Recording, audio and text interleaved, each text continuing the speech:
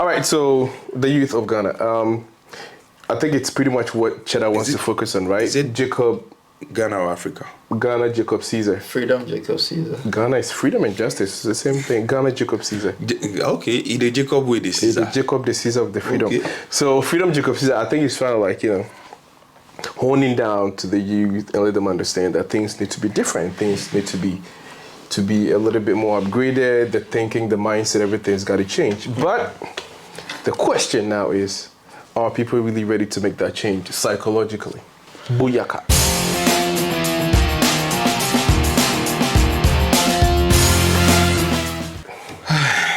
I think psychologically, a lot of young people are starting to question the kind of leadership we've had before. So for me, with what I see around, especially if we talk about Cheddar, it looks like young people are starting to understand that things have to be done differently. I saw the whole street filled up with youth also following a truck with presidential candidate Bawumia in it. Yeah. So that's what I'm trying. When you say they're trying to see, I'm trying to understand because I'm seeing the same youth running after Bawumia. Yeah. No matter what you do, From full respect. no matter what you do, there are some people, even if you give them $1 million, they will still go and follow the other person because there is always two sides to every coin.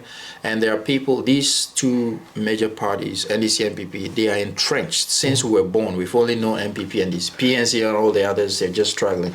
So no matter what, you're still going to have even youth who follow other people. Yeah. But I think that, talking about Cheddar, he coming in just recently and you see how he's gradually drawing people. It's quite impressive in that sense. Sometimes, sometimes you see those people or these people running after, they are famous. I won't say famous, but they are known people. I get it. And out of curiosity, somebody just want to go and, who is that? I can boast that I've seen Rawlings before. I've seen this guy before. So it is just. I get it. I don't really think so, but I get it. But the question is, are people not people in general, the youth, are they generally speaking, you think psychologically they're ready to accept change and actually shift towards that change? Not yet. Not yet. But he said he thinks they are. You're saying not yet. If I have to give percentage, I think about 40%. No, about 60% get it, right? Or 70% they get it. They feel there's. But the problem we have from Ghana, especially with our politics, is passed on from generation. Your party is passed on by your dad. You understand? You are NDC or you are NPP. You have to follow. So it would take some time for people to get out of that kind of mindset. So I think about 40%. Okay, so we need to unbox it, unpack it, and then understand the whole thing, in a very contextual way. So you said you think people are starting to, let's say, wake up, so to speak. Is there signs or examples? I think for me it's based on the evidence of what I see people write about. Even on social media. Yes, he's gone on his media tour in different regions, and if you look at the comments under the videos, most of the comments obviously will come from the youth, young people, and you can see that people are gradually changing their minds. And anyone who makes a negative comment against Cheddar, some people quickly come and rebuttal and say, you don't know what you're talking about. We've been following these old people for so long. Why don't you give him a chance? So for me, my notion is based on what I see in the comment section. That's where I'm drawing my conclusion. But elections are not held on social media. I know that. Yeah. But also, that it's what is in people's minds that they put on paper or in the comment section. So if you use that for me, that's the best poll you can have. It doesn't necessarily mean that he's winning so many souls, but at least you can see that there is some kind of change. People are starting to question. The problem, I think, when it comes to the youth, because a lot of us are on social media, so I agree with you. But the problem is on the ground. Right. Because you have people who currently, they are not even using Android phones. So they don't even know what is going on. And I also feel somebody like Cheddar, right? I feel he came a little bit late and it's hard for me to kind of tell whether he's kind of. I know he's. I find it difficult sometimes to whether he's serious, he wants to do it, or he doesn't want to do. So yeah, I find it. I know he says a lot. He's been saying a lot, which I do agree. We've done videos on some of them already, but he doesn't come across like he's really into what he's doing. That is my personal take. I think he's very amateur. He's not prepared. He's not been honed properly. He knows clearly in his mind what he wants to do. Exactly. But it looks like he hasn't prepared himself. So it goes back to what I'm saying. The people on the ground, they have to see some seriousness, because already we cannot agree. The country is divided into two political parties. But okay, So to break through, you have to come with. Yeah, it'll be difficult for you. One other a bit of like context to that. I think, like you're saying, people are kind of starting to realize, but I think people started realizing, like, decades ago. But the point, I feel like at this point, people are just desperate to a point. Anybody would do besides these two political entities, right? I feel like that's it. It's like anybody would be okay besides these two, because these people have been kind of like lying to us, going back on their word since Adam. So not necessarily because they haven't like a mind shift or psychologically they feel like they're ready for a change, but I think they just would do with anything. They tired of the two old, farts, so to speak. All right, so let's move on. So that comes back to the youth. We just want to focus on the youth, because Cheddar is doing the same thing, focus on the youth. The youth in the youth of Ghana. I've heard it. I think I heard it somewhere. I'm not sure if it was the minister, like an entertainer, saying the youth of Ghana are just lazy. It was Honorable Katie Hammond. He said, possibly, because I'm really sure I heard it somewhere. Yeah, if not him, then there's this other. He said it for sure. He also said it. Okay, so do you concur? Do you agree to that? I disagree. I mean, the evidence is quite clear out there. If you look at Ghanaians outside Ghana, we work so hard. So why can't we do the same in our own countries? I just believe that there are no enabling. The enabling environment is not there for us to show our abilities. Because you look at almost everywhere, you see, this Ghanaian, this Nigerian, this that is the best doctor, this one is the best, this that, winning these awards, the best hardworking person. Do you agree to that assertion, or you think it's biased? It is biased. I think there are not many jobs. You understand? Let me use myself as an example. I'm very hardworking, but only pays you a certain amount. It is hard to get another one on top of it.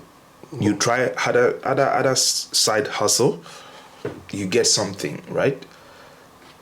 To me, that is a hardworking person. Create the environment. If the environment is created where there are a lot of jobs we can pick from, and we are not doing it, then you can quickly point a finger. But we spoke about the government some few minutes ago. It's the same. Like, everything is in tatters.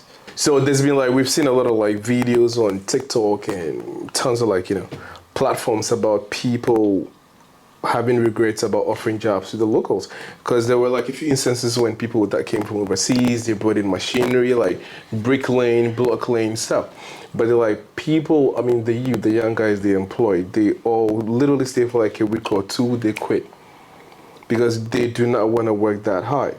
So the idea was everybody wants to have a white collar job, just sitting on air conditioner, behind a computer, and then make money at the end of the month. I mean, we cannot generalize this is every single person, but that seems to be the notion, that the youth, the young people now do not want to work so hard. So this is why we're gonna put that video up, right, about this Cameroonian guy doing what he needs to do, and now he's going viral because I think he's into basketball and he wants to be recognized, probably, hopefully, get scouted into some major league or one of the, I don't know, mini divisions, or at least start a life. So you can literally see he's putting in the work, even though the environment is not that enabling. So is there a little bit of truth to that assertion that the youth now are lazy, just purely lazy? I wouldn't say the youth are lazy. I think it's just the trajectory that the problem comes from, the trajectory that our education system has taken. I have always said that there's too much emphasis on tertiary education. If you look at any country that has developed, technical and vocational education gets so much attention. Germany, China, China used not to be, but China now is also moving towards that. Because there's so many jobs. There are not that many jobs, white collar jobs, but there are more jobs in industry, in manufacturing, in labor work, and all that. So, but we have always placed priority on university, and now we have even converted the polytechnics, which are supposed to be technocrats. We've changed the polytechnics to universities, so everybody now is earning a degree. Now, how do you create jobs when you don't have manual jobs? So I think that the problem started from how we have put too much emphasis on tertiary education. For me now, I always say that if I had a chance to restart, I won't go to university. I would have gone. Or even if I go to university, I will do a technical course because I can see that people who have skills, they're the ones who are having a good life now. But so you're trying to say you don't have a good life now? Your life turned out worse than you No, my life is okay for me. But I'm talking about if I look at the general job market now, people who have skills, things they can do with their hands, carpenters, mechanics, technicians, these are the people who have jobs available. All these office jobs are being taken over by IT. I mean, they are AI and all that. So if you are in that field, your hands are tied now because there are only so many people these jobs can take. So I think that the problem is coming from how we have structured our education system. So it makes everybody think that if I don't have the degree, I can't get a job. And every job is tailored towards that. And also that's why we are not developing because you need to have people trained, carpenters, electricians, the professionals. So when you call a carpenter or an interior decor guy to fix this house, you just give him the contract and walk away. But in Ghana, if you walk away, you'll come back. you come back and build a coffin for you. All right, Awuche, what do you think? Yeah, I do agree. We all know where our problems are. Like we know listen. Look at how the guy you are talking about, like this modern age, even this small community, you can find a place you can a basketball court, right? There's simple stuff for you to train with. In every community here, right? But look at what he's using. That we do get, but the point, my question that I'm trying to ask is, if you do not have that kind of enabling environment, which we think this guy does not have, does it mean you're doomed? You cannot do anything else. You cannot get yourself out of that. Gotta do something. It doesn't mean you cannot. But I always say we are not the same. Somebody will not give up. Somebody will look at the situation and say, like, listen, screw it. I'm done. I cannot do anything for myself. I'm done. I just want to be at my mom's home and just chill, get some few banku and jollof and whatever, and I'm done. And somebody will say, no, this is the way, I'll go this way. It's all about choices. Because another thing is, like you were talking about, Ghanaians and Nigerians being the most hardworking immigrants all over the diasporan community. But the question then again comes back to, I think somebody asked me that previously. He was saying, these guys work really, really hard, right? Out there, but are they, or do they still put in the same effort back in their home countries? If they were back in their countries, would they put in the same hours, the same longer hours to make the same amount of money? Would they do that? I think if there are companies in those, maybe let's say Ghana, there are companies that can pay close to what I earn here with the hours that I spend at work. Back home. I'll prefer to be back home. But that's the thing. You worked in the ministries, right? And you could literally tell people were being paid but they were not delivering at work. Right. So doesn't that border on the lazy mindset? Okay. I think that's why government work is. We don't even have to go there because that part is already dead. That mentality is already.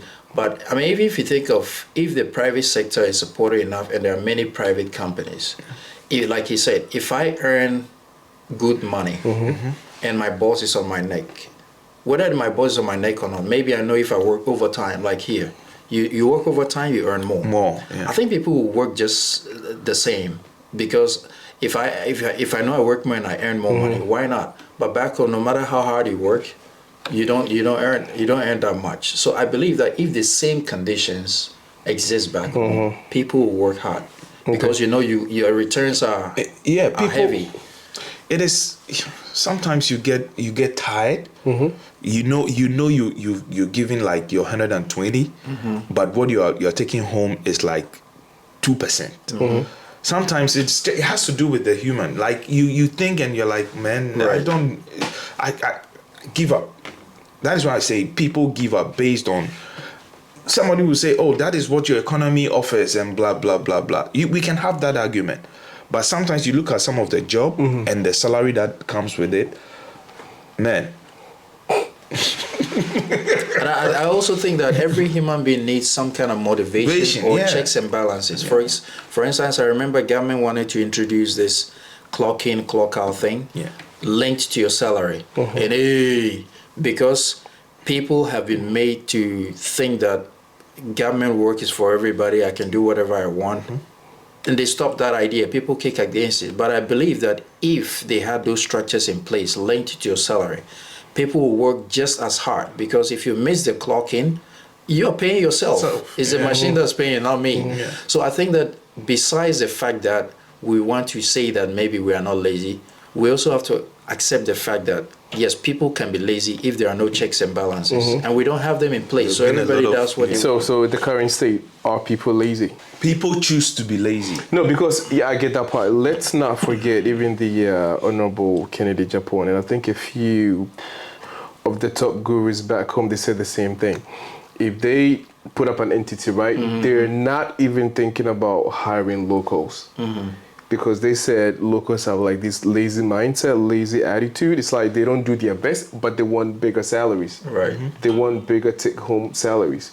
So they're all bringing in Indians and whatnot to kind of manage their entities. Right. So if you look at this mindset of being people who are willing to hire the locals, but they're not that confident because they know how their people are.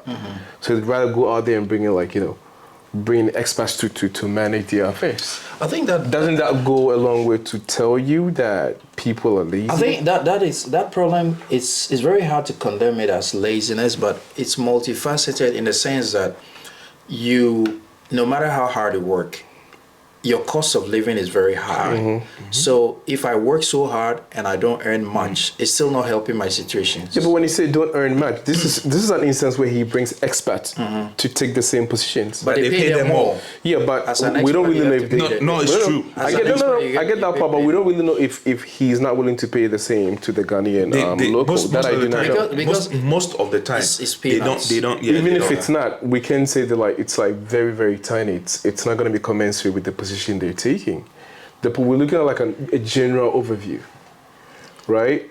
For me, I feel like because if you look at certain like all the people in the construction and all that, when you see the foreman and the supervisors and all that, they take their work seriously because they earn so much. But I mean, let's take the construction out because but if you take like shops and warehouse jobs and things like that, usually what the people earn it's not that much, to be honest. Yeah, but there's also like in a corporate ladder, right? You people go up People don't have time to work for that. But that's what I'm saying. Yeah. So if you do not have time for that, doesn't that make you lazy? Because it takes, like Steve Harvey said, it takes a long time to make a lot of money. No, recently there was this issue at I think Northern Region where there's the China Mall. The China Mall thing. Right. You could see the girls or the people working there. They are willing to work. Yeah, they were saying that they are willing to work. Right, but I won't say they've taken the mall have taken advantage of our minimum wage. Right. You understand? I was about to go to that part. Yes, they've taken advantage. Is the mall doing something wrong? So that is what I'm saying. It doesn't. So those people are not lazy. They are willing to work. But when you look at what you put in and what you get, that is why I said earlier. You wake up, you go to work, you come back. At the end of the month, you have nothing to show. It's normal. You're human. Right? If you have a little bit to save, you keep going. Right? So it doesn't make, I think you can also have that argument that there are certain people who get good jobs in the same country and then they put up that lazy kind of attitude. That is another topic we can talk about. But when you look at it like holistically, a lot of Ghanaians are hardworking. Okay, cool. All right. Do you also not think it's? I mean, if you go to like right now, it's everything is about like an entrepreneurship. Everybody's kind of trying to do their own thing. But you don't think like the youth now, especially in Ghana, look up to the government way too much? I think that's a fact. Just like the video we just watched, right? Yeah. This guy is trying to do something for himself. And whatever his motivations are, we don't really know. But I don't think it's because the government is paying him to do that. But it's difficult not to look at the government because they have to bring in the policies, right? Yeah. So we talked about infrastructure earlier.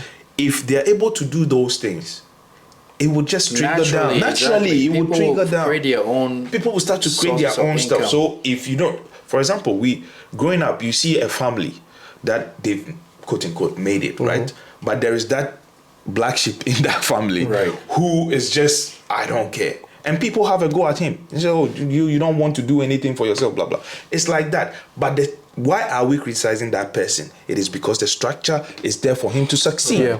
But I also feel when you look at, I mean, from the upper echelons, right, trickling all the way down, it looks like now everybody's getting into politics or religion, right? The quick way to make money. That's what I'm saying. So doesn't that give you an overview that people are just lazy? Nobody's thinking like, to do something for them. So everybody's trying to take the easy route. Let's look at it this way. So if I work at a job where I'm paid 200 Ghana cedis a month, I'll go to work and just. But that is one part. We've been talking about people, like I said, at the upper echelons in the Ghanaian society. They are being paid with humongous amounts of money, and they're not even delivering. Exactly. They're doing their jobs, mama hoo hoo, as I said. So that's why I'm saying that if you have, after government, forget about government. Yeah. But if we have an enabling environment, if we have an enabling environment where private businesses thrive, if I set up a business, I don't want to fail as a businessman. Sure.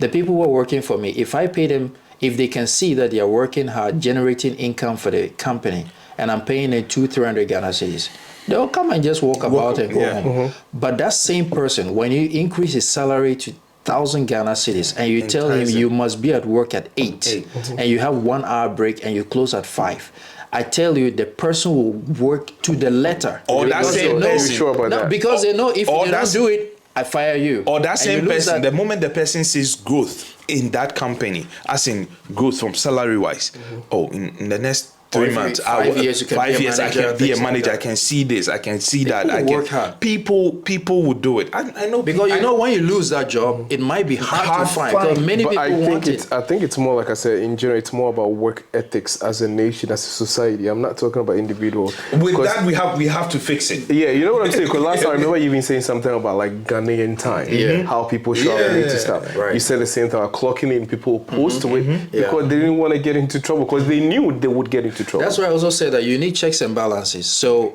if you are paying well, good conditions of service, I know that if I lose this chance, somebody is waiting to get that job. So I take it seriously, But if you don't, money is also a big motivator and a big encourager. So if these things are lacking, then everybody just. But that's what I'm making a point. I don't want us to keep repeating ourselves. That there are people also like kind of like making really good and big money, but they also have the same attitude towards their jobs. No, there's no many.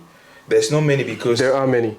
Because even if you look at, like I said, the top, like upper, I'm not talking about private entities. I know where you're coming from. You're like talking about exactly. That's where he said earlier. We don't need to go there. We cannot kind of like show off the government because these are people that we all look up to. When it comes to government sectors, like the ministries and stuff, it's a whole new topic. Like we can discuss. But I'm talking about you sitting here. If you have a company back home, you running a company, your own investment and stuff, would you allow people to walk in and just lazy about like that? No. It depends on the environment. So I get where you're coming from. If you're coming from the government side, it's a topic we can talk about it. Yeah, but that's what I'm saying, that it all seeps into society, becomes like a general work ethic. I know Ghanaians that have gone who just go in, clock in whatever, sign in, and then they leave. They go hang out with their friends, and then almost about time to kind of like wrap up from the office. If you have company that is well managed, back in, right? And these are people who are making money. And that is why I'll defend the Ghanaian here. If you have companies, the companies that are well managed,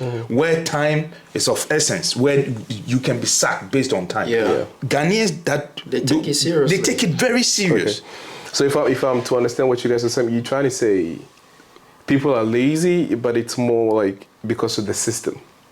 Right. Actually, it's because People of the can system, be yes. lazy. But actually, even if you look at China, right, it's basically the same anywhere in the world. Government work. We go to government offices in China. Government workers close at 4 p.m. or something like that. Yeah. And sometimes you go to a government office and you can see clearly that the service people are working. Yeah. But the how do you call it? Urgency. The speed of the urgency is different from when you go to private companies. Yeah, that is always well, inherent, job and I need to work overtime. Government office, nobody works overtime. So it's just like I'm saying, if you don't have a system or checks and balances, any country, government workers are just going to lazy about. Yeah, that's what I'm saying. Globally, I think it's inherent. And like that's also company why culture, right? Every company, like private sector, is a little different. And that's from the also why government. almost any country they try to enable the private sector because it is. They say it's the engine of growth. It is very true. A private person will not allow you to lazy about in his company when he's paying you premium. But government work,